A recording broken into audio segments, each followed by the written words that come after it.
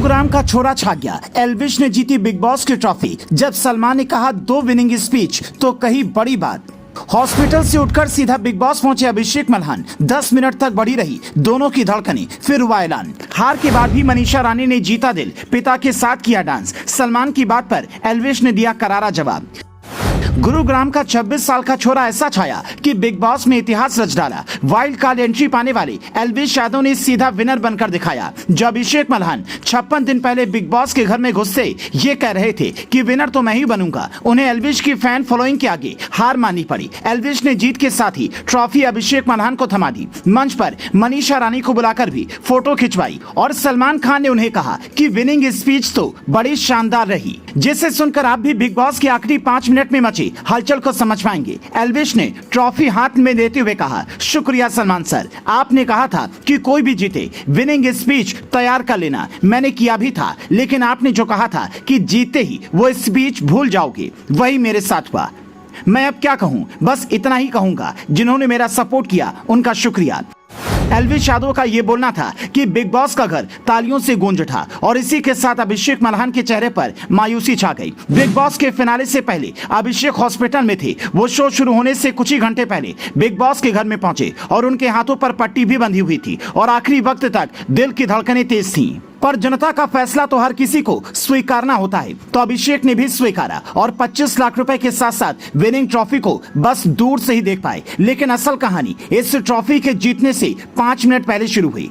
इस शो से बेबिका ध्रुवे और पूजा भट्ट पहले ही बाहर हो चुकी थी। मनीषा रानी भी नंबर 3 पर आकर दर्शक दीर्घा में बैठ चुकी थी। तभी मनीषा को सलमान ने मंच पर बुलाया और कहा, जहां पर आखिरी मौका है पिताजी को भी बुला लीजिए। फिर लॉलीपॉप लागेलू गाने पर मनीषा ने डांस किया और कहा, मैं भले ही इस शो से बाहर हो गई, ट्रॉफी नहीं जीत पाई, पर दर्शकों का दिल जीता है। हालांकि मनीषा रानी चाहती थी कि अभिषेक मल्हान ट्रॉफी जीतें और उसके चांसेस आखिर तक थे।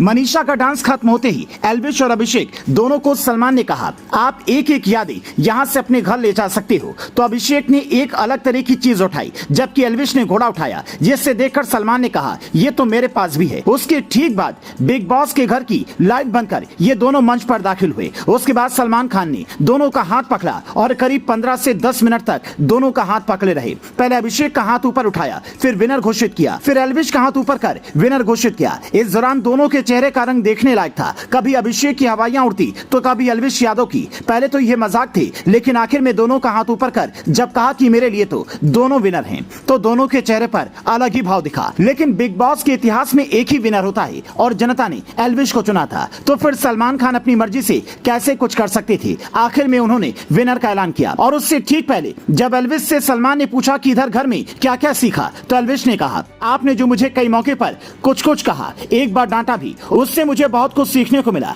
मैं इस घर में बहुत कुछ सीखकर और अच्छी यादें लेकर जा रहा हूं। जिसका मतलब साफ था कि दोनों के फैन अब एक दूसरे से ना भिड़े, वरना जिस दिन से सलमान ने एल्विश की क्लास लगाई थी, सोशल मीडिया पर एल्विश के फैन सलमान के खिलाफ खड़े थे।